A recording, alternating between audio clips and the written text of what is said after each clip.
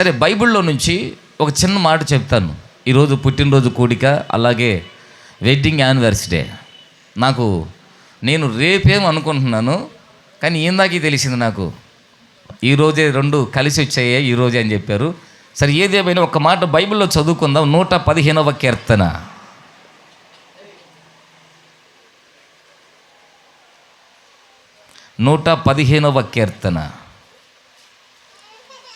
అక్కడ ఒక మాట రాస్తాడు, ఆ మాట చదువుకుందాం. 14-15 వాక్యాలు చదువుదాం. 115వ కీర్తన 14-15 వాక్యాలు.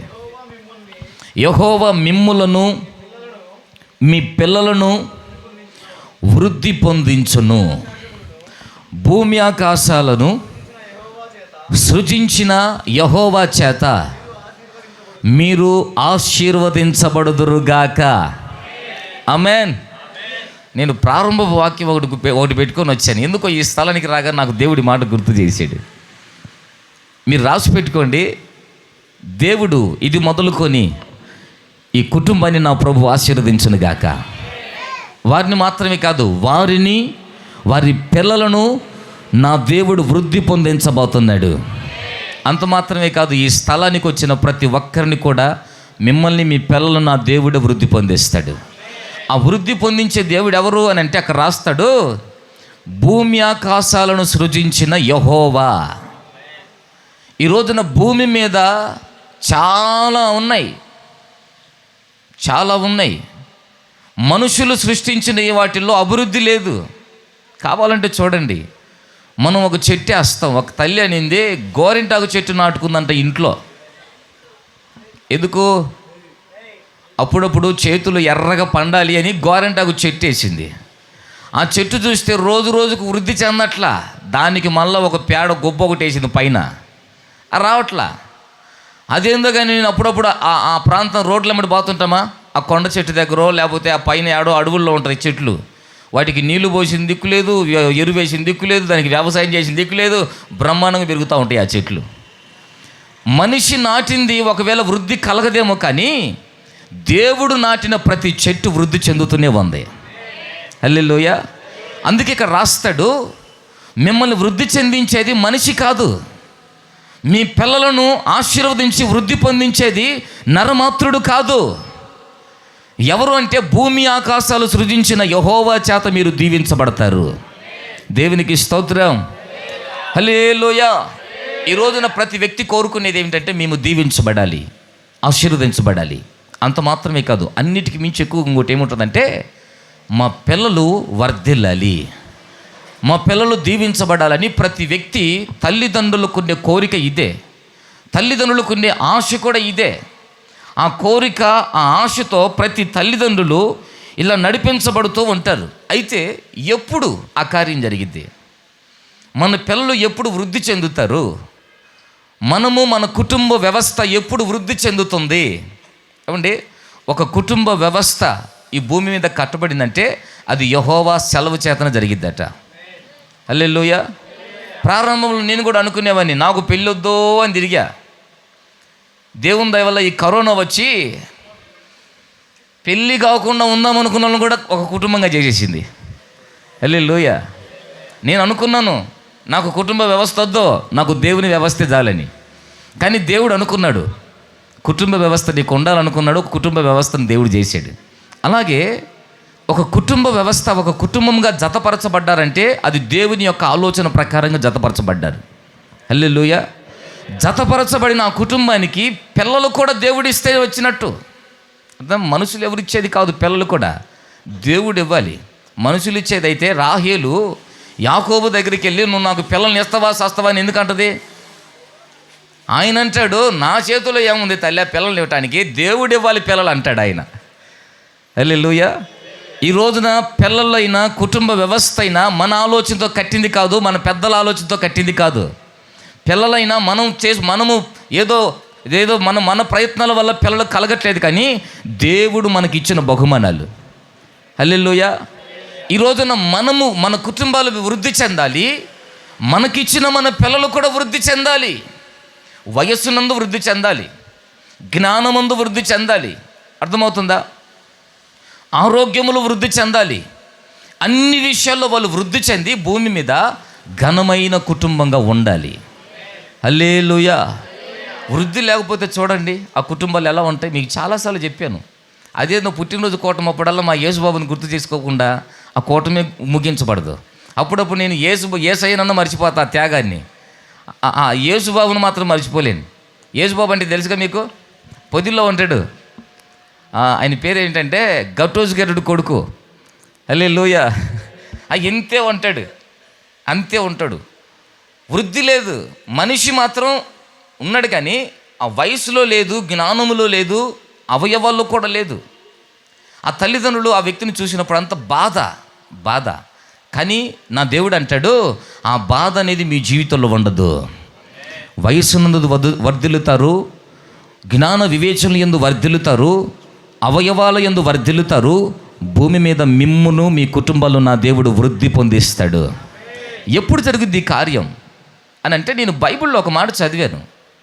మన పిల్లలు ఎప్పుడు వృద్ధి చెందుతారు, మనం ఎప్పుడు వృద్ధి చెందుతామంటే చదవండి. అదే కీర్తన 127వ కీర్తన 4వ వాక్యం. యవన కాలమందు పుట్టిన కుమారులు బలవంతుని చేతిలోని బాణముల వంటి వారు,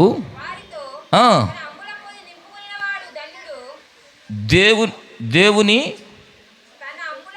తన అంబుల పొదితో నింపుకొనిన వాడు ధన్యుడు. అట్టివారు సిగ్గుపడక తమ విరోధులతో వాదిస్తారు. దేవునికి స్తోత్రం. హల్లెలూయా. ఇక్కడ ఒక మాట చక్కగా రాస్తుంది. ఈరోజు నేను చెప్పే మాటలు, ఒకటి మన పిల్లల గురించి, రెండోది మీ కుటుంబ వ్యవస్థ గురించి. ఎందుకంటే ఈరోజు 2 సందర్భాలు ఉన్నాయి. ఈ 2 సందర్భాల గురించి నేను కొన్ని మాటలు చెప్తాను, శ్రద్ధగా మనం విందాం. యవన కాలం ముందు పుట్టిన కుమారులు బలవంతుని చేతిలో బాణముల వంటి వారు. పిల్లలకి యవన కాలం అందే దేవుడు ఇస్తాడు. వివాహం అయిన తర్వాత మాకు 100 సంవత్సరాలు అయిందన్నా, మాకు 100 సంవత్సరాలు దేవుడు పిల్లలు ఇచ్చేవాళ్ళన్న వాళ్ళు ఎవరైనా ఉన్నారా? ఈ రోజుల్లో పెళ్ళి అవ్వకపోవటం మహాకృప. ఎందుకంటే ఇది కృపాకాలం. హల్లెలూయా. ఒకవేళ పెళ్ళి అయినాక ఒక 4 సంవత్సరాలు అయినా యవన కాలం అందే దేవుడు మనకు పిల్లల్ని ఇస్తున్నాడు. అయితే దేవుడు మనకిచ్చిన పిల్లలు ఎలా ఉండాలో తెలుసా? దేవుని చేతుల్లో బాణములు వంటి వారిగా ఉండాలట. హల్లెలూయా. దేవుని చేతిలో బాణములు ఎప్పుడు అవుతారు? ఏమండి, నన్ను ఆలోచింపజేసింది మాట. దేవుని చేతిలో బాణంగా ఎప్పుడు ఉంటారు అని అంటే, అది తయారు చేసే వాడిలో ఉంది ఆ పని. ఒక బాణం తయారవ్వాలంటే, ఒక బాణం కావాలంటే దాన్ని తయారు చేసే వ్యక్తి ఉండాలి. ఇప్పుడు మన పిల్లలు కూడా దేవుని చేతిలో బాణములు వంటి వారిగా, బలవంతుని చేతిలో బాణం వంటి వారిగా ఉండాలి అని అంటే తయారు చేసే వాళ్ళు ఎవరంటే తల్లిదండ్రులే. హల్లెలూయా. నా మాటలు అర్థమవుతున్నాయా? కొంచెం తల్లిదండ్రులేనట, తల్లిదండ్రులే చేయాలి. ఏమంటే తెలుసా, వాడు బాగా చదువుకొని పెద్దోడు అవ్వాలన్నా తల్లిదండ్రులే తయారు చేయాలి. వాడు మోటోడుగా తయారవ్వాలన్నా తల్లిదండ్రులే చేయాలి. ఎందుకు పని పాట లేకుండా తిరిగేవాడిగా చేయాలన్నా తల్లిదండ్రులే చేయాలి. ఒక మంచి సైనికుడిగా చేయాలన్నా తల్లిదండ్రులే చేయాలి. హల్లెలూయా. నా మాటలు అర్థమైనయా? ఈయన మరలా తీసుకొచ్చి మా మీద పడ్డాడు అనుకోబాకండి. ఇది వాస్తవం. మన పిల్లల్ని తయారు చేసే బాధ్యత దేవుడు మనకు పెట్టాడు. ఇప్పుడు మన పిల్లోడు ప్రయోజకుడు అవ్వాలన్నా, ఎందుకు పనికిరోడోడు అవ్వాలన్నా అది తల్లిదండ్రుల చేతుల్లోనే ఉందట. హల్లెలూయా. ఇప్పుడు మన పిల్లలు బాణములు వంటి వారుగా ఉండాలని ఇక్కడ రాసుంది. బాణాన్ని దేనికి ఉపయోగిస్తాం? ఏమంటే, నేను అక్కడ కొన్ని మాటలు రాశాను ఆ బైబిల్ గ్రంథంలోనే. 5వ వాక్యంలో ఇప్పుడు మనం చదివాం. మరొకసారి చదువుతారా? వారితో తన అంబుల పొదితో నింపుకొనిన వాడు ధన్యుడు. అట్టివారు సిగ్గుపడక తమ విరోధులతో వాదిస్తారు. ఇప్పుడు బలవంతుని చేతుల్లో బాణము వంటి వారిగా మారిన మన పిల్లలు ఏమవుతారంటే విరోధులతో వాదిస్తారు, విరోధులతో యుద్ధము చేస్తారు, విరోధులతో యుద్ధం చేస్తారు. కానీ ఈరోజు మన పిల్లలు ఎవరితో యుద్ధం చేస్తున్నారంటే ఉదయం లేతే అమ్మతో నాన్నతోనే చేస్తున్నారు యుద్ధం. ఏమండి, మన కుటుంబంలో లేకపోవచ్చు కానీ బయటికి వెళ్ళి చూడండి, ఆ పిల్లోడు ఎవరితో యుద్ధం చేస్తున్నారు అంటే పొద్దున్న లేస్తే వాళ్ళ అమ్మతో వాళ్ళ నాన్నతోనే చేస్తుంటాడు. పొద్దున్న లేస్తే ఎవరితో చేస్తున్నాడంటే వాళ్ళ కుటుంబీకులతోనే చేస్తుంటాడు. పొద్దున్న లేస్తే ఎవరితో యుద్ధం చేస్తున్నామంటే వారి ఇరుగు పొరుగు వారితో చేస్తామన్నాడు యుద్ధం. నేను అంటాను, మన పిల్లలు బలవంతుని చేతుల్లో బాణంగా ఉండి ఎవరితో వారు యుద్ధం చేయాలంటే మన శత్రువులతో వారు యుద్ధం చేయాలి. హల్లెలూయా. మన శత్రువులు ఎవరు? మన కులపోల్లో, మన ఇంటి పక్క వాళ్ళు కాదు. మళ్ళీ అట్టనుకోబాకండి. దేవుడు నాకు ఇచ్చిన పిల్లలు అంబుల పోయి అంటున్నాడు ఈ మధ్యకాలంలో. ఎవరు ఒక ఆయన ఉన్నాడు, ఆ ఊరి పేరు చెప్పంలే, తర్వాత ఇది లైవ్ వెళ్ళిపోద్ది. హల్లెలూయా. ఆ ఊర్లో ఆయనకి 5 మంది కొడుకులు, 5 మందికి పెళ్లి చేశాడు. ఆ ఊర్లో దేవుని మహాకృప ఏమిటంటే అందరికి ఆడపిల్లలే. ఒకళ్ళు పుడితే గిడితే ఒక్క మగపిల్లడు ఉంటాడు అంతే. ఈ ఇంట్లో ఎప్పుడైతే 5 మంది పిల్లలు పుట్టారో వీళ్ళు చెప్పిన మాటే ఆ ఊర్లో వేదం. కాదు కూడదని ఈయన ఎవరైనా మాట్లాడినంటే ఈ 5 మంది పోవటం, ఆడికి సాంబార్ చేయటమే. హల్లెలూయా. ఆ ఊరిని ఏలుకుంటున్నాడు. కారణం ఏంటి? పిల్లలు యుద్ధం, అంబుల పొదిలో పెట్టుకున్నాడట. హల్లెలూయా. ఈరోజు మన పిల్లలు కూడా ప్రయోజకులుగా ఎప్పుడవుతారంటే వారు అంబుల పొదిగా మారాలి. దేవుని చేతిలో ఒక బాణముగా ఉన్నప్పుడు వారు వర్ధిల్లుతూ ఉంటారు. దేవునికి స్తోత్రం. దేవుని అంబుల పొదల వాళ్ళు ఎప్పుడు బాణం అవుతారు? ఆ మాటలు కూడా నేను చెప్తాను. ఇంతకు ఇప్పుడు ఎవరితో వారు యుద్ధం చేయాలంటే బైబిల్లో రాసింది మన విరోధి ఎవరు? భూమి మీద మనుషులు ఎవరు మనకు విరోధులు కాదు. హల్లెలూయా. కావాలంటే కొన్నిసార్లు చూడండి, మీ పిల్లల్ని ఎవరి మీదకి పంపిస్తారో తెలుసా? నిన్నేమైనా పొరపాటున ఏదన్నా సమాజంలో జరుగుతుంటే నా కొడుకును పంపిస్తానంటుంటారు కొంతమంది. కానీ మన పిల్లలు యుద్ధం చేయాలి. ఎవరితో యుద్ధం చేయాలంటే శత్రువుతో చేయాలి. మన శత్రువు ఎవరంటే కంటికి కనబడకుండా ఆకాశ మండలం అందున్న దురాత్మ సమూహం అనేది ఒకటి ఉంది. అదేం చేస్తుందంటే నీ పిల్లల జీవితాలు పాడు చేయాలని చూస్తుంది. నీ కుటుంబ వ్యవస్థను పాడు చేయాలని చూస్తుంది. నీ చేతి పనిలో నీకు ఆటంకాన్ని కలిగించి నిన్ను మరణకరమైన స్థితిలోనికి దిగజారిపోయేటట్టు చేస్తుంది. నీ పిల్లల జీవితాలని పతనం చేసి ఎందుకు పనికిరాని వ్యక్తిగా చేయాలని ఆ సాతాను ఏం చేస్తున్నాడంటే మీ పిల్లల మీద ప్రయోగం చేస్తున్నాడు. అయితే నీ పిల్లలు వాళ్ళు ప్రయోజకులుగా మారాలి. సాతాను చేతికి చెక్కకుండా అతనితో వాదించి అతనితో యుద్ధము చేసి గెలవాలంటే నీ పిల్లలు అంబుల పొదిగా మారాలి. హల్లెలూయా. హల్లెలూయా. కావాలంటే కొంతమంది చూడండి, ఈరోజు కొంతమంది పిల్లలకి సాతాను ఏం చేశాడంటే వాళ్ళని ఏలుబడి చేసి త్రాగుబోతులుగా, తిరుగుబోతులుగా, లోకములో విచ్చలవిడిగా తిరిగే పిల్లలుగా వారి జీవితాలు పతనమవుతూ వచ్చాయి. ఆ సాతాన్ని వారు ఎదిరించలేక, ఏమండి అవునా కదా? మనోళ్ళు కూడా అప్పుడప్పుడు అంటుంటారు, తాగకూడదు అనుకుంటామన్నా ఏం చేస్తావు? ఏమండి అర్థమవుతుందా? నాకు తెలిసినంత ఒక అన్నేగా పాపం లేడేందో మరి టార్గెట్ చేస్తాను నన్ను అనుకున్నట్టున్నాడు పాపం. హల్లెలూయా. మన అన్న లేదన్నా అంటాడా? పాపం సైజు రాయో ఏదో కొట్టేస్తాడు. ఊళ్ళు మొత్తం పాపం ఓనమైపోద్ది. ఇప్పుడు నొప్పులకు తట్టుకోలేక శరీరం ఏమంటుంది తెలుసా? తీసుకెళ్ళిపోద్ది. ఆడికి పోయి వచ్చి నా కాడికి రావడానికి పాపం ధైర్యం సరిపోదు. పాపం ఏం చేస్తాడు? ఆ గోడ ఈ గోడ వెళ్ళిపోతూ ఉంటాడు. హల్లెలూయా.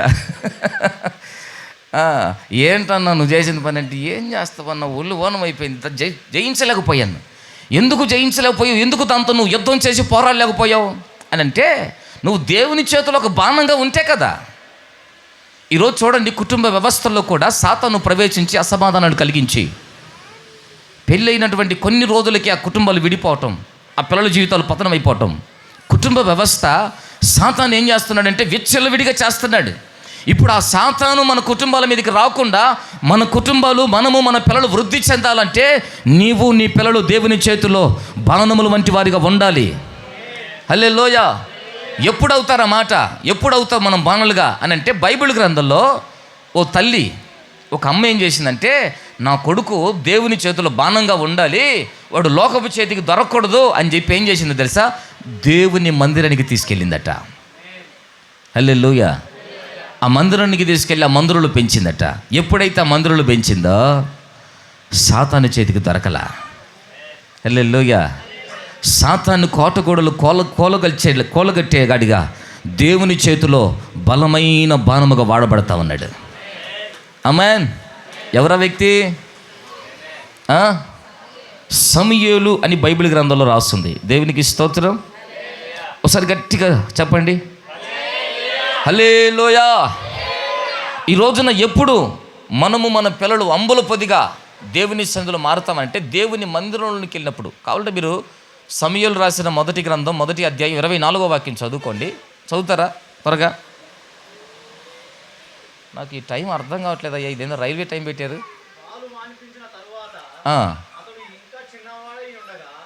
ఓకే. ఆమె ఆ బాలుని ఎత్తుకొని 3 కోడెలను తీసుకొని మందిరముకు వచ్చిందట. ఇక చాలు. ఇప్పుడు ఆ బొడ్డోని ఎత్తుకొని ఆడిపోయిందేమా? ఈరోజు మన పిల్లల్ని ఎత్తుకొని ఆడిపోతాం. మన పిల్లల్ని ఎత్తుకొని పెళ్ళిళ్ళకు పోతాం, మన పిల్లల్ని ఎత్తుకొని సినిమాలకు పోతాం, మన పిల్లల్ని ఎత్తుకొని అబ్బా పిక్నిక్కి తిరుగుతాం, ఆడికి తిరుగుతాం, కానీ మన పిల్లల్ని ఎత్తుకొని మందిరానికి రాలేం. అవునా? ఒకసారి ఆలోచన చేయండి. ఈరోజు మన పిల్లలు ఎందుకు మనకు ప్రయోజకులుగా మారకుండా, వాళ్ళు వృద్ధి చెందకుండా పోతున్నారు? సాతాను చేతికి ఎందుకు వారు చిక్కుతున్నారు? ఏమండి, ఆలోచన చేయండి. బైబిల్ గ్రంథంలో మనం చదివాం, ఈ తల్లి ఆ పిల్లోన్ని మలచవలసిన రీతిలో మలిచిందట. ఏమిటి? మీకు ఇందాక చెప్పా, మన పిల్లలు వృద్ధి చెందాలంటే దానికి తయారు చేసే వాళ్ళు ఎవరు? తల్లిదండ్రులే. ఇప్పుడు కంసులోడికి బంగారం ఇస్తే ఏం చేస్తాడు? దాన్ని ఏ టైపు కావాలంటే ఆ టైపు చేస్తాడు. కొన్ని ఏమో బంగారు బొట్టలు చేస్తాడు, కొన్ని ఏమో ముక్కు పుడక చేస్తాడు, కొన్ని ఏమో నెక్లెస్ చేస్తాడు. దాంట్లో కూడా ఎన్ని మోడల్లో కదా. ఆ కంసులోడు చేతికి వెళ్తే ఎట్లా కావాలంటే అటు చేస్తున్నాడు. మట్టి కూడా చూడండి, కుమ్మరి చేతికి ఇస్తే ఆ కుమ్మరి ఆ మట్టిని ఒకటి పొంతకుండా చేస్తాడు, ఒకటేమో పప్పకుండా చేస్తాడు. అవునా కదా? ఆ మట్టితోటి ఎన్ని రకాలుగా చేస్తాడండి. అలాగే మన పిల్లలు కూడా మనము దేవుని కొరకు తయారు చెయ్యాలి. మనం తలుచుకుంటే అయిపోద్ది అంతే. అవునా కదా? మా వల్ల ఏడవద్దంటారా? అది మన చేతుల్లోనే ఉంది. మన పిల్లలైనా మన కుటుంబ వ్యవస్థ అయినా మనము మలుచుకునేటట్లుగానే ఉందట మన పిల్లల జీవితాలు. హల్లెలూయా. అంటే మనం ఏమవ్వాలంటే మలచబడాలి అనండి. ఏమవ్వాలి? మలచబడాలంటే ఎక్కడ మలచబడతాం? నీవు నీ పిల్లలు మలచబడేది ఎక్కడంటే దేవుని మందిరం. దేవుని మందిరమే. కావాలంటే మీకు బైబిల్లో లోతు శత్రువుల చేతికి పట్టుకోబోయారు లోతును. అబ్రహాం ఏం చేశాడు తెలుసా? బైబిల్లో రాసింది ఆదికాండంలో, అబ్రహాము తన ఇంట పుట్టినటువంటి కొంతమందిని 318 మందిని అనుకుంటా, ఆ పిల్లలను, ఆ ఇంట పుట్టిన పిల్లల్ని తీసుకొని వెళ్ళి శత్రువులతో యుద్ధం చేసి, శత్రువుల చేతిలో ఉన్న లోతుకు కలిగిన కుటుంబాన్ని, లోతుకు కలిగిన సమస్తాన్ని విడిపించెను అని బైబిల్లో రాస్తుంది. ఆ ఒక్క మాట చదవండి, కొంచెం ముందుకు వెళ్దాం. ఆదికాండం 14వ అధ్యాయం 14వ వాక్యం.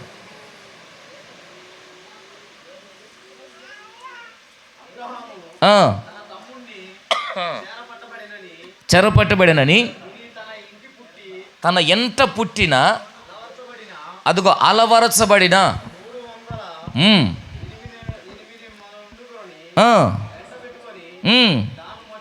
దాను మట్టుకు ఆ రాజులను తరిమెను. దేవునికి స్తోత్రం. లోతును విడిపించారట. వీళ్ళెవరు? అబ్రహాము తన ఇంట పుట్టి అలవరచబడిన పిల్లలు. ఈ పిల్లలు ఏం చేస్తున్నారంటే శత్రువును తరుముతూ ఉన్నారు, తన స్వాస్థ్యాన్ని పట్టుకొచ్చుకుంటున్నారు. హల్లెలూయా. ఈ రోజున మన కుటుంబాన్ని ఏలుబడి చేస్తున్న శత్రువులు కొంతమంది ఉన్నారు. ఎవరు ఆ శత్రువు? మీరు అనుకుంటారు పలానోడు అని. నేను చేతులెత్తి దండం పెట్టి చెప్తున్నా, మనకు భూమి మీద ఏ శత్రువు లేడు. ఒకవేళ శత్రువు ఉన్నా అది పాపం అతనికి తెలిసి చేయట్లా, ఏదో ఒక దురాత్మ మతంలో ప్రవేశించి ఆ సాతాను ద్వారా మనకు అలాంటి ప్రయోగాలు చేస్తుంటాడు అంతే తప్ప మనుషులెవరు మనకు శత్రువులు కాదు. మన శత్రువు ఒకడే. ఆ శత్రువు అంటే అపవాది అయిన సాతాను. ఇప్పుడు ఆ సాతాను ఏం చేస్తున్నాడంటే మన కుటుంబంలో ఒక రాజును పంపిస్తుంటాడు. ఏ రాజు? అసమాధానం అనే రాజు. మరి వచ్చినోడు ఎలుబడి చేస్తాడుగా, రాజు కదాడు. హల్లెలూయా. ఇంకొక రాజును పంపిస్తాడు, రోగం. ఇంకొక రాజును పంపిస్తాడు. ఏ రాజు? ఆ ప్యాకెట్ చంపటం, పోయటం, రుద్దటం, వేయటం. హల్లెలూయా.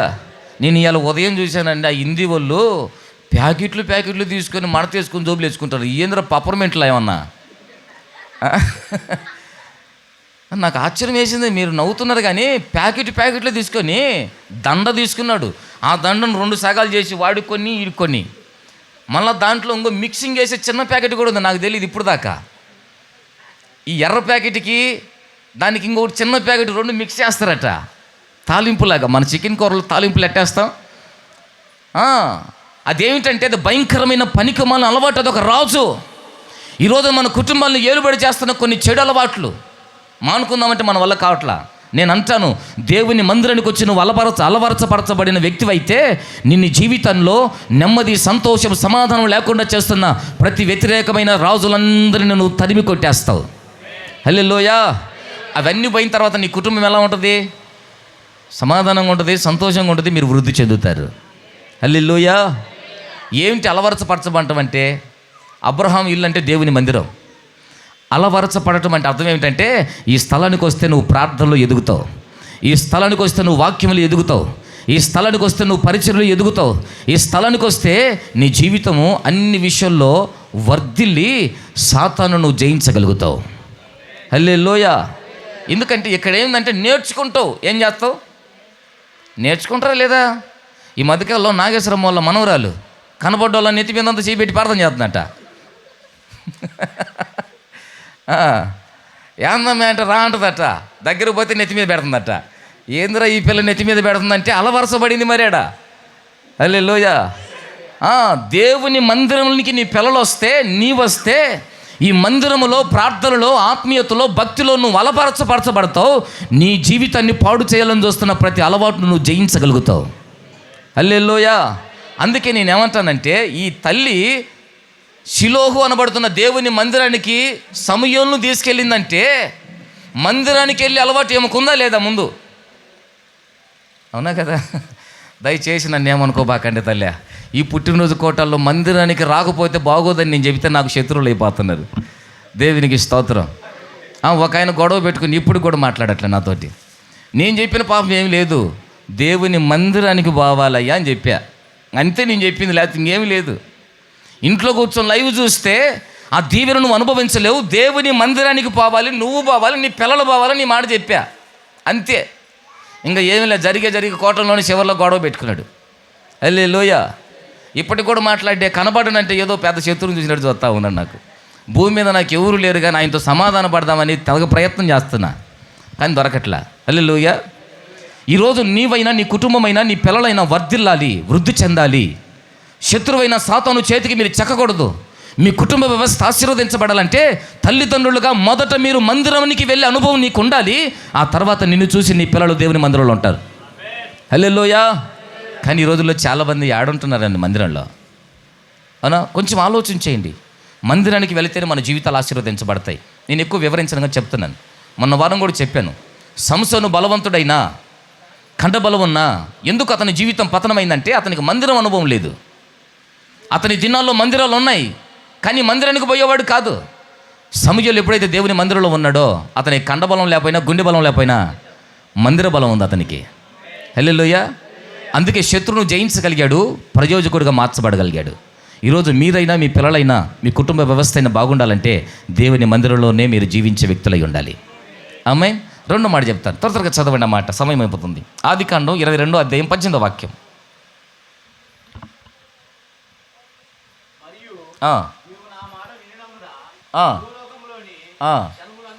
జనములన్నీ నీ సంతానము వలన ఆశీర్వదించబడును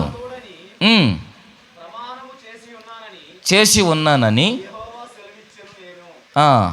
హల్లెలూయా. అక్కడ రాసిన మాట ఏమిటంటే, ఒకసారి నేను చదువుతాను, మళ్ళీ ఒకసారి చదవన్నా, నేను సరిగ్గా చూడలే. అదిగో నా మాట వినినందున భూలోకములోని జనములన్నీ నీ సంతానము వలన ఆశీర్వదించబడుతూ ఉంటాయి. దేవునికి స్తోత్రం. హల్లెలూయా. ఇప్పుడు మీరు, మీ పిల్లలు వృద్ధి చెంది దీవించబడాలంటే ఒకటి, మీరైనా మీ పిల్లలైనా దేవుని మందిరంలో ఉండటం నేర్చుకోవాలి. రెండవది అక్కడ రాస్తాడు, దేవుని మాట వినాలట. ఏమిటి? అబ్రహాంతో అదే అంటాడు, నా వలన నీవు ఆశీర్వదించబడతావు, నిన్ను బట్టి నీ పిల్లలు దీవించబడతారు, నీ పిల్లలను బట్టి భూలోకంలో ఉన్న మనుషులందరూ దీవించబడతాడు. అదే అక్కడ రాసింది. నేను నీ పిల్లల్ని ఆశీర్వదిస్తగా నువ్వు ఎట్టను పనులా. ఏమండి, వాక్యాన్ని మీరు జాగ్రత్తగా వినండి. నేను నిన్ను ఆశీర్వదిస్తా, నిన్ను బట్టి నీ పిల్లల్ని ఆశీర్వదిస్తా, నీ పిల్లలను బట్టి భూలోకం ఉన్న ప్రజలందరినీ దీవించేస్తాడు. ఎప్పుడు జరిగింది కార్యం? నీవు నా మాట వినినప్పుడు. హల్లెలూయా, చాలా చక్కగా చెప్పారు. హల్లెలూయా ఏం చెప్పండి. ఈరోజు నిన్ను బట్టి నీ కుటుంబం దీవించబడాలి. ఈరోజు నీ పిల్లలు ఆశీర్వదించబడాలని నువ్వు కోరుకుంటున్నావు. నా పిల్లలు దీవించయ్యా, నా పిల్లల్ని ఆశీర్వదించయ్యా అంటున్నావు. నేను అంటాను, నీ పిల్లల్ని ఆశీర్వదించబడాలంటే నిన్ను బట్టి దీవించబడాలి. హల్లెలూయా. అలాంటప్పుడు నువ్వు ఎలా ఉండాలో తెలుసా? దేవుని మాట వినే వ్యక్తివై ఉండాలి. ఒకసారి ఆలోచన చేయను. నువ్వు దేవుని మాట వినే వ్యక్తివైతే నీ పిల్లలు, నిన్ను బట్టి నీ పిల్లలు దీవించబడతారు. నీ పిల్లలు దీవించబడ్డారంటే అలా తరాలు నిన్ను బట్టి దీవించబడతాయి. నా మాట అర్థమవుతుందా? హల్లెలూయా ఏం చెప్పండి ఒకసారి. నిన్ను బట్టి మీరేమంటారంటే, మా భార్య పోతుందిగా, ఆమెను బట్టి దీవించబడతామంటారు. బైబిల్లో ఉన్న సత్యం ఏమిటి చెప్పమంటారా? భార్యను బట్టి మన కుటుంబాలు దీవించబడకూడదు. అలా అని చెప్పి వాళ్ళు పనికి మనలోనే మాత్రం కాదు, వాళ్ళు లేకపోతే మన జీవితమే లేదు. హల్లెలూయా. బయట మీసాలు మేలేసుకొని తిరుగుతున్నామంటే ఇంట్లో వాళ్ళ సపోర్ట్ వల్లే కదా. మరి అది గుర్తుపట్టాలి ఈరోజు. అయితే నేనేమంటానంటే, మనము దీవించబడాలి, మనం ఆశీర్వదించబడాలి, మన పిల్లలు దీవించబడాలంటే కేవలం నిన్ను బట్టి దీవించబడాలి. అబ్రహాము సంతానమైన, అబ్రహాము గుడారమైన అబ్రహామును బట్టి దీవించబడాలి, కానీ శారాను బట్టి దీవించబడకూడదు. శారాను బట్టి దీవించబడితే ఏమైందయ్యా అంటారా? ఐగుప్తుకి వెళ్ళాడు, ఐగుప్తు రాజు శారాను తీసుకొని వెళ్ళిపోయాడు. ఆ తర్వాత నువ్వు నా చెలివని చెప్పే తల్లి నీకు దండం పెడతానన్నాడు. మొత్తానికి చెలివని చెప్పింది. తర్వాత ఆ రాజు ఆమె దగ్గరికి రాగానే దేవుడు వచ్చి గద్దించాడు, అబ్రహాం భార్యరా, టచ్ చేసినవంటే నీకు బతుకు కూడా ఉండదని చెప్పాడు. మొత్తానికి భయపడ్డాడు. తెల్లవారుజామున అబ్రహాం పిలిపించాడు, నాయన నీ భార్య నన్ను చెల్లి అని చెప్పి నా జీవితం, నా గొంతుకు వద్దామని చూసావా? దేవుడు గత రాత్రి వచ్చి నన్ను అడ్డుకోబడి జరిపాయి, లేదంటే నా జీవితం పతనమైపోయేది. నీ భార్యను తీసుకోబో అని చెప్పు పాత ఏమన్నాడు తెలుసా? ఏది ఏమైనా నీ భార్య అందంగా ఉంది అని చెప్పిన మాట. మీరు ఈ స్థలానికి వచ్చారు, నీ భార్యను బట్టి ఇక్కడికి వచ్చారు కాబట్టి, ఇదిగో నీ భార్యను బట్టే, ఇదిగో ఈ ఎద్దులు తీసుకొని వెళ్ళు, ఈ గొర్రెలను తీసుకొని వెళ్ళు, ఈ దాసులు తీసుకొని వెళ్ళి అని అన్నీ పంపించాడు. మీరు శ్రద్ధగా వినండి. ఈరోజు చాలామంది ఏమనుకుంటారంటే, మా ఇంటిని మేము చూసుకోకపోయినా పర్వాలేదండి, మా ఆవిడ చూసుకుంటుంది అంటుంటారు కొంతమంది. అర్థమైందా? నేను చేయకపోయినా పర్వాలేదనండి భక్తి, మా ఆవిడ చేస్తే చాలు, కానీ నేను చేయకపోయినా పర్వాలేదులే ఉద్యోగం, ఆవిడ చేస్తే చాలు కానీ అంటుంటారు చాలామంది. ఇప్పుడు శారాను బట్టి దీవించబడింది అబ్రహాము. ఇప్పుడు దీవించబడిన తర్వాత ఏం జరిగిందో తెలుసా? వాళ్ళకు పిల్లలకు పుట్టకపోయేసరికి శారం ఏం చేసింది తెలుసా? ఇదిగో మనకు పిల్లలు కావాలి, ఆడుకోవటానికి ఒకటి కావాలి, అందుకని ఏం చేయాలి? నా దగ్గర నాతో పాటు నేను సంపాదించింది ఒక ఆస్తి ఉంది. ఎవరు? హాగరు. హల్లెలూయా. నువ్వేం చేస్తావంటే యాగరుని పెళ్లి చేసుకొని నాకు దాని ద్వారా పిల్లలు కావాలండి. మొత్తానికి ఆమె ద్వారా పిల్లలు అన్నాడు. దేవుడు చెప్పాడు, వరే నాయనా, అక్రమంగా నేను నీకు సంతానం ఇస్తానని చెప్పలేదురా నాయన, నీ సంతానమే, నీ భార్యకు పుట్టిన సంతానాన్ని నా దీవిచ్చేస్తానని చెప్పాడు. అవునా స్వామి అని చెప్పి కొన్ని రోజులు ఎదురు చూశాడు.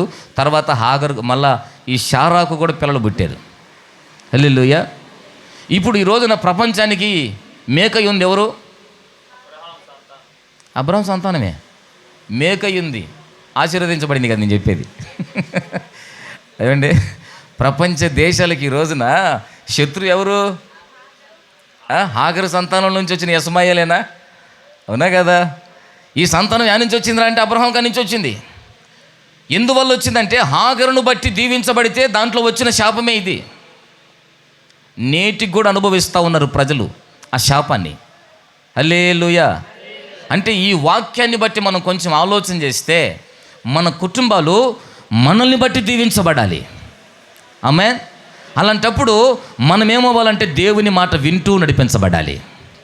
హల్లెలూయా. అర్థమవుతుందా నా మాటలు? వెళ్ళిపోతాడా? ఇంకొక 10 నిమిషాలు. దేవునికి స్తోత్రం చెప్పండి. హల్లెలూయా. కాసేపు ఒక్క 10 నిమిషాలు ఓపిక పట్టుకోమను. నా వైపు చూడండి చక్కగా. ఇంకొక మాట చెప్పి ముగించేస్తాను. నువ్వు దేవుని మాట విని నడిపించబడుతూ ఉన్నప్పుడు నీ సంతానాన్ని దేవుడు దీవిస్తాడు. ఎందుకు ఈ మాట చెప్తున్నానంటే, అబ్రహాము దేవుని మాట వింటూ ఎప్పుడైతే వెళ్తున్నాడో అబ్రహామును చూశాడట ఇస్సాకు. ఇస్సాకు కూడా ఏం చేశాడు తెలుసా? ఆ దేవుని మాటే విన్నాడట. ఆ తర్వాత దేవుడు ఒక మాట చెప్తాడు. ఆ ఒక్క మాట చదవండి. ఆదికాండం 26వ అధ్యాయం 24వ వాక్యం.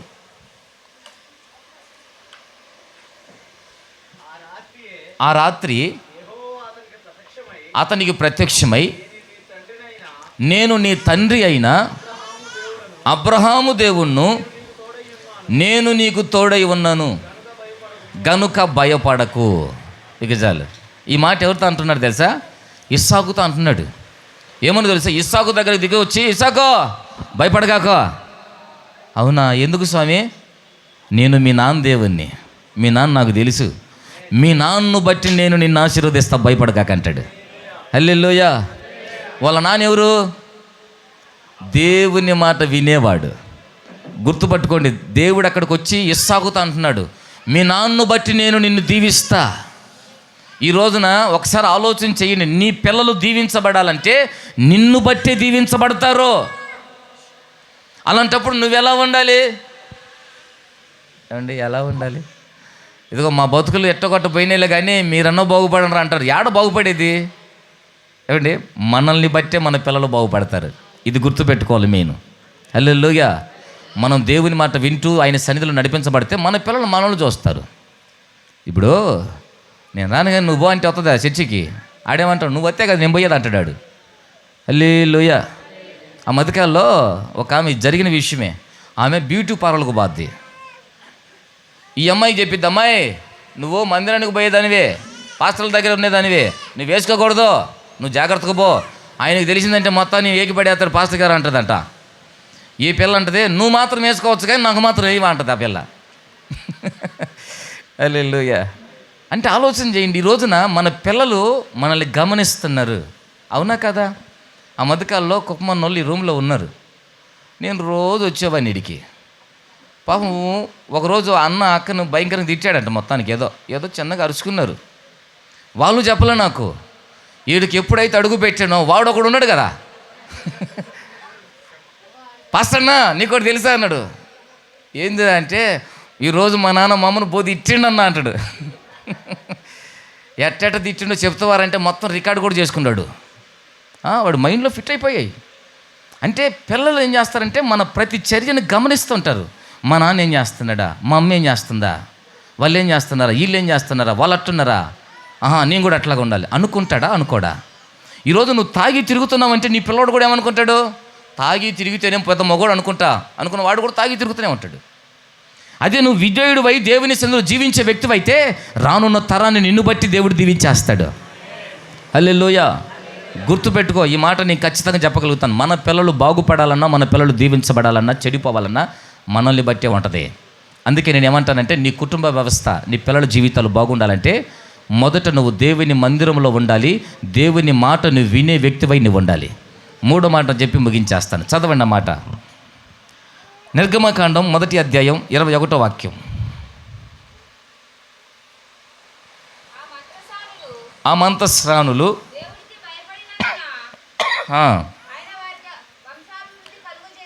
ఆయన వారికి వంశాభివృద్ధిని కలుగు చేశాడు. ఇక చాలు, ఆడ మెయిన్ అదే వచ్చింది. మీ వంశాన్ని అభివృద్ధి చేశాడు అని అర్థం దాని మాట. ఈరోజున మిమ్మల్ని, మీ పిల్లలని నా దేవుడు వృద్ధి పొందించి అభివృద్ధి చేయాలంటే, ఒకటి మీరు మీ పిల్లలు దేవుని మందిరంలో ఉండాలి. రెండోది మీరు మీ పిల్లలు దేవుని మాట వినేవారై ఉండాలి. మూడోది ఏమిటంటే దేవునికి భయపడేవారై ఉండాలట. ఏంటి? దేవుని భయం. ఇక్కడ రాసింది, ఆ మంత్రశాలలు దేవునికి భయపడినందువలన వాళ్ళ వంశాన్ని వృద్ధి చెందించాడని రాసింది అక్కడ. నేను కరెక్ట్గా మాటలే చూపించి చెప్తున్నాను. నేను కల్పితంగా ఇంకోటి చెప్పట్లే, మీకు వాక్యాన్ని చూపించి చెప్తున్నాను. దేవుడు మనల్ని, మన వంశాన్ని వృద్ధి చెందించాలి అంటే ఇప్పుడు మూడోదిగా మనకేముండాలి అమ్మా? భయం ఉండాలి. భయం ఉంటేనే దీవించబడతాం. నా మాట అర్థమైందా? దేవుని చేత మనం ఆశీర్వదించబడాలి, దేవుని చేత మనం వృద్ధి చెందాలి, మన కుటుంబాలు భూలోకములో అందరికన్నా హెచ్చించబడాలి. ఆ దీవెన మన కుటుంబాలకి రావాలంటే మనలో ఒకటి ఉండాలట. ఏంటి?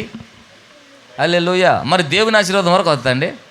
ఇప్పుడు నీళ్ళు తాగాలనిపించి నాకు ఇది కావాలన్నా వరకు వచ్చిందా? ఏం పెట్టాలి దీనికి కావాలంటే? దీనికి డబ్బులు పెడితేనే వస్తుంది మన దగ్గరికి. హల్లెలూయా.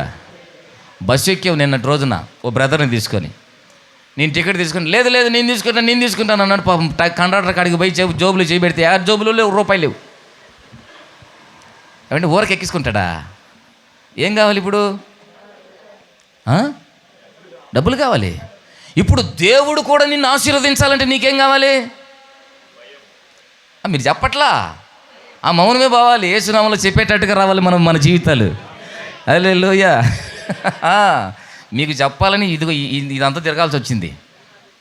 ఈ రోజున దేవుడు నిన్ను ఆశీర్వదించాలంటే నీలో ఉండాల్సింది భయం. దేవుడు అంటే ఒక భయం ఉండాలి మన జీవితంలో. అప్పుడు మనము మన కుటుంబాలు దీవించబడతాయి. అబ్రహాం గురించి కూడా రాసిన మాట అదే.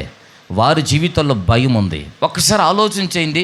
ఈ రోజున నీ కుటుంబంలో, అక్కడ బైబిల్ గ్రంథంలో అబ్రహాం ఒక త్యాగం చేశాడు. 22వ అధ్యాయంలో 9వ వాక్యం నుంచి చదివితే, ఒక దేవదూత దిగి వచ్చి అబ్రహాంతో అంటది, అబ్రహాము, ఆ కుమారుడి మీద నువ్వు చెయ్యి వేయద్దు. ఎందుకయ్యా? ఇందును బట్టి నువ్వు దేవునికి భయపడేవాడవని నేను తెలుసుకున్నాను అంటది. హల్లెలూయా. ఎవరు చెప్తున్నారు ఈ మాట? తనకు తాను చెప్పుకోవట్లే అబ్రహాము దీవించబడి ఆశీర్వదించబడ్డాడంటే ఊరక లేదు. అతడు దేవుని యందు భయం కలిగిన జీవించే వ్యక్తి, దేవుని భయం కలిగిన వాడు. ఆ మాట తను చెప్పుకోవట్లా. ఈ రోజున మనం దేవుని భయం కలిగిన వాళ్ళమని ఎవరు చెప్పాలి? మీ భార్య చెప్పిద్దండి మీ ఇంట్లో, మా ఆయన దేవుని భయం కలిగినోడు అని అంటదా? పోనీ మీ భర్త ఏమన్నా మా ఆవిడ దేవుని భయం కలిగిన వాళ్ళని అంటారా? పోనీ మీ పిల్లలన్నా మా అమ్మ నాన్న భయం కలిగిన వాళ్ళు ఏమండి అంటారా? లేకపోతే మీరైనా మా పిల్లలు దేవుని భయం కలిగిన వాళ్ళు అంటారా? ఏమండి? ఎవరు చెప్పకపోతే ఎట్టవుతుంది ఆశీర్వాదం? ఏమండి? నా మాట అర్థమైందియా? హల్లెలూయా. మన జీవితాలు అలా నడిపించబడాలి. అది దేవుని యొక్క ఉద్దేశం. దేవుని భయము కలిగి మన జీవితాలు ఆయన సన్నిధిలో నడిపించబడును గాక. ఆమేన్. దావీదు దేవునికి భయపడేవాడు. ఎందుకో తెలుసా? ఈ వ్యక్తి ఎవరో తెలుసా? నా మాట అర్థమవుతుంది, ముగించేస్తున్నాలే. దావీదు దేవునికి భయపడ్డాడట. ఏ స్థితిలో ఉన్నాడు? గొర్రెలు కాసుకుంటా దేవునికి భయపడుతున్నాడట. అంటే గొర్రెలు కాసుకునేవాడి దగ్గర ఏముంటుందండి? మహా అంటే ఒక కర్ర ఉంటుంది, ఒక వాటర్ బాటిల్ సంఖకు తలుచుకొని ఉంటాడు. కుదిరితే ఇంకో సంఖకు కూడా అది అంత క్యారేజ్ గేమ్ కట్టుకొని ఉంటాడు. అంతకు మించి ఏముండవు. ఈ కాలంలో వచ్చింది ఒక సెల్ ఫోన్ వచ్చిందిలే, కానీ అంతకు ముందు కాలంలో ఏముండవు. హల్లెలూయా. అలాంటి వ్యక్తిని దేవుడు అభివృద్ధి చేశాడట. గొర్రెల దొడ్డిలో ఉన్న వ్యక్తిని తీసుకొని వెళ్ళి దేశానికి రాజుగా నిలబెట్టాడు. అంత మాత్రమే కాదు, ఆ దావీదు సంతానంలో పుట్టిన ప్రతి వ్యక్తిని కూడా రాజుని చేశాడు. ఏమంటే దావీదు సంతానం నుంచి వచ్చిన సొలొమోన్ ఎవరు? సొలొమోన్ రాజు, అవునా కదా? తన సంతానం కూడా దీవించబడుతుంది. కారణం ఏమిటి? దావీదు దేవునికి భయపడేవాడట. హల్లెలూయా. ఈ రోజున నువ్వు దేవునికి భయపడే వ్యక్తివైతే ప్రారంభపు వాక్యంలో మనం చదివాం, మిమ్మల్ని మీ పిల్లలను దేవుడు వృద్ధి పొందించాలంటే పై వాక్యంలో 13వ వాక్యంలో రాస్తుంది, పిల్లలేమి పెద్దలేమి దేవుని యందు భయము భక్తి కలిగి జీవించేవారిని దేవుడు ఆశీర్వదిస్తాడని. హల్లెలూయా. ఈ రోజున మన కుటుంబాలు క్షేమంగా ఉండి వృద్ధి చెందాలి, మన పిల్లలు వృద్ధి చెందాలంటే ఒకటి, మీరు దేవుని యందు భయము కలిగి జీవించే వ్యక్తులు ఉండాలి. భయం ఎప్పుడు వస్తుంది? ఈ మాట చెప్పి ముగించేస్తాలే, ఇది వాస్తవం. హల్లెలూయా. భయం ఎప్పుడు వస్తుంది చెప్తా. ఎప్పుడు వస్తుంది? చదవండి. కీర్తనలు 119వ కీర్తన 38వ వాక్యం చదవండి. 119వ కీర్తన 38వ వాక్యం. నీవిచ్చిన వాక్యము మనుషులలోని భయము పుట్టించుచున్నది.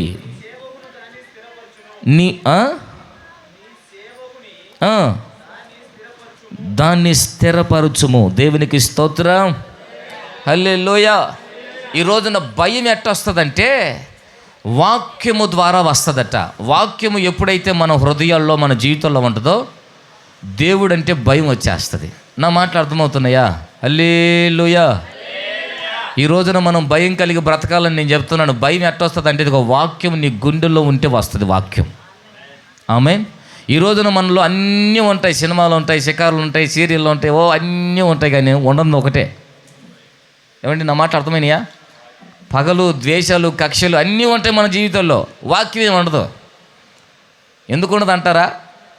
కావాలంటే చూడండి, ప్రారంభం నేనేం వాక్యం చెప్పాను ఇప్పుడు దాకా ఉందా? హల్లెలూయా. ఎప్పుడుదో కాదు, పోయిన వారంది కాదు, ఇప్పుడు చెప్పండి. ఇప్పుడు చెప్పానే ఓసారి చెప్పండి నేను చెప్పాను. ఏమండి అర్థమవుతున్న మాటలు? ఈ రోజున మన జీవితాలు, మన కుటుంబాలు, మన పిల్లలు దీవించబడాలంటే నీ జీవితంలో ఉండాల్సింది వాక్యం. సాతాను కూడా ఏం చేస్తాడంటే, అబ్బో ఇంట్లో ఒక వాక్యం నీకెందుకు, నువ్వు బయటికి రా, నీకెందుకు, ఇంటికి పోయేలోపు మళ్ళీ దాన్ని తీసేస్తానంటాడు. సాతాను కూడా ప్రయత్నం అదే. ఎందుకనంటే వాక్యము మన గుండెల్లో ఉంటే దేవునికి భయపడతాం. దేవునికి భయపడితే ఆయన మనల్ని ఆశీర్వదించక మానడు. హల్లెలూయా. నా మాట అర్థమవుతుందా? దేవునికి భయపడితే ఆయన మనల్ని ఆశీర్వదించక మానడు. ఏ కుటుంబంలో అయితే దేవుని భయం ఉంటుందో, ఏ వ్యక్తిలో అయితే దేవుని భయం ఉంటుందో, ఏ తల్లిదండ్రుల మధ్యలో దేవుని భయం ఉంటుందో, ఆ కుటుంబాలు నా దేవుడు ఎన్నటికీ విడిచిపెట్టేవాడు కాదు. హల్లెలూయా. ఇప్పుడు ఈ వాక్యము మనలోకి ఎప్పుడైతే పడుతుందో వాడు ఏం చేస్తాడు తెలుసా? ఏమి తీసుకోడు. ఇంత పెద్ద బుట్టలున్న వాడి దాని జోలు పోడు. నా మాట అర్థమవుతున్నాయా? దయచేసి ఏమనుకోబాకని చెప్తున్నాను. ఇంత పెద్ద బుట్టల కమ్ములు వేసుకున్న వాడిని దాన్ని పట్టుకోడు, మెల్లో చైన్లు వేసుకున్న దాన్ని పట్టుకోడు, చేతికి ఉంగరం పెట్టుకున్నాడు దాన్ని పట్టుకోడు, కానీ నీ గుండెలో ఉన్న వాక్యాన్ని పట్టుకుంటాడు. హల్లెలూయా. వాడికి తెలుసు ఈ బంగారాన్ని పట్టుకుంటే ఓపిక మీద, వాడు గుండెలో ఉన్న వాక్యాన్ని పట్టుకుంటే వాడి జీవితం పతనం అవుద్దని. అందుకనే నేను అంటాను, వాక్యాన్ని మీ గుండెల్లో పెట్టుకోండి, మీ పిల్లలకు నేర్పించండి. ఓకేనా? నేర్పించి దేవుని యందు భయభక్తులు కలిగి ఉండటం మీ కుటుంబాల్లో మీరు నేర్చుకొని ఉంటే నా దేవుడు మిమ్మల్ని, మీ పిల్లలను వృద్ధి చెందించును గాక. ఆమేన్. హల్లెలూయా.